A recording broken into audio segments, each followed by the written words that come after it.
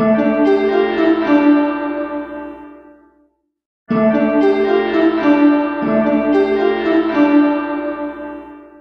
are important. Last night I was on a very wet and windy night in Barton, West Oxford, trying to save our local library. A local library that I've used, my children have used, my grandchildren have used, and a lot of passion was generated, as you can imagine.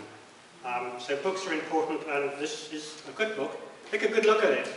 It's £15 or even less tonight, is that right? 12. This is the very last James Curry paperback for £15 you're ever going to see. They're now flogging Ranger and Potts for £40 and £50. Make hay while the sun shines. I want to plug another meeting on Zimbabwe here on the Monday the 4th of April, same time, same place. It's by Patience Mutupo, who is a Zimbabwean researcher working in working in Mwenezi district in the southeast. He's going to be talking about women's struggles for land rights and new livelihoods after fast track. That's Monday the 4th of April. She's an outstanding person. She's just finishing her PhD. She gave a presentation in Harare about 18 months ago, and she brought 4 members of the community amongst whom she'd been researching to listen to how she was presenting them in this kind of audience. And I think that's something that is pretty rare amongst researchers. So she is a person very well worth listening to, and I commend her and her talk to you. One of the 15 launches that Ian mentioned, the one in Miko's Hotel, Harare, it was in November, wasn't it? I was going to present the audience with a thing from the Sunday Mail, which many people know is, what's the word, supportive of ZANU-PF. The headline was, what was the headline? Oh, yeah. Land Reform a Success, says British think tank. And he's the British think tank. The point being, of course, that it's very difficult to open your mouth and say anything about land reform in Zimbabwe without being put on one side or another.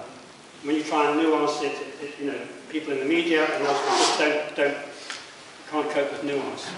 And so if you say, well, it was sort of successful, you put in one camp. If you say, well, you know, in another. And I commend Ian's book, which I've had quite a long association with, read various drafts of it and so forth. And it is an extremely good book, in my opinion.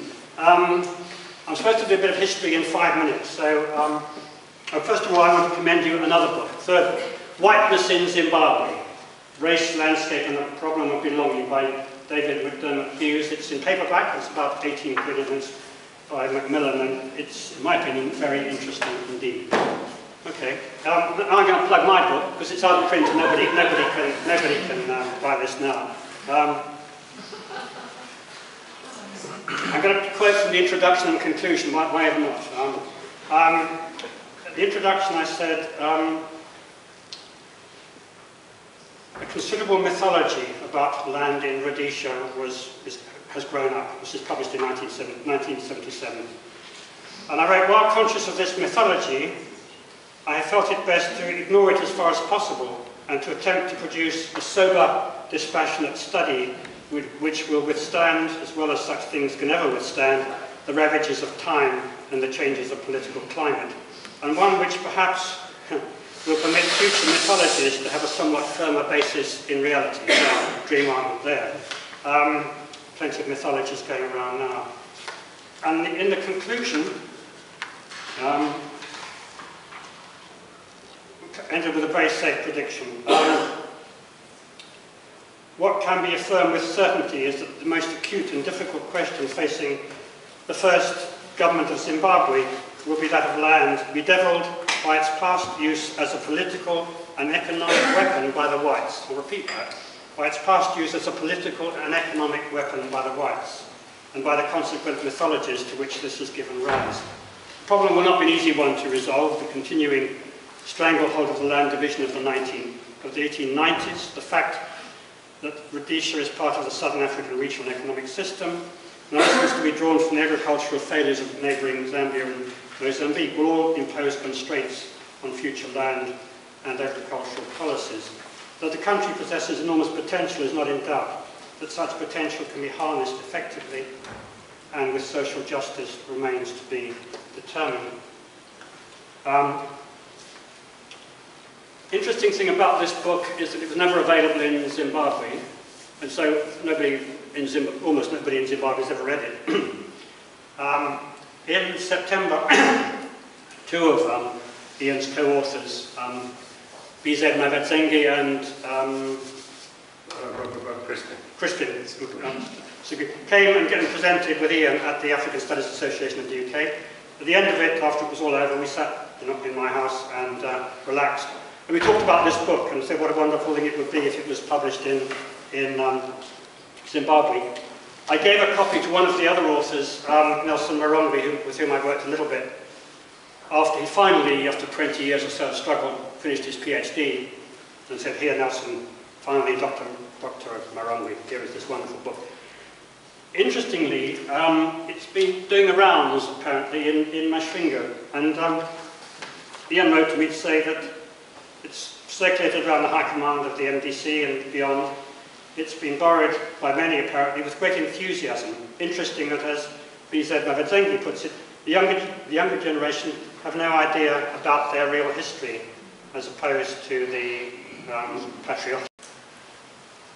Yesterday's Zimbabwean, the CFU, the Commercial Farmers Union, in a headline, welcome debate on land reforms, reforms in inverted commas, as you'd expect. And they say that they welcome this book, and they are putting their own report together, and we're going to release it to everyone in due course, they said in the telephone interview. And well, we look forward to this.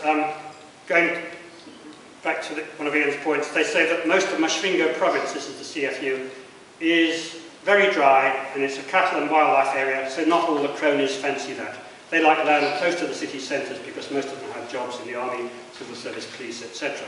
When you analyse what's going on in the bigger picture and see what's going on with beneficiaries in other parts of the country, then it's a different situation altogether.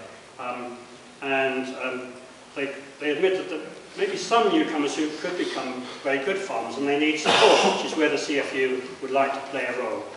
And interestingly, and my conclusion, this debate is continuing, and the editor of the Zimbabwean says, please send your comments to me, editor at the Zimbabwean Co. UK. So there you go.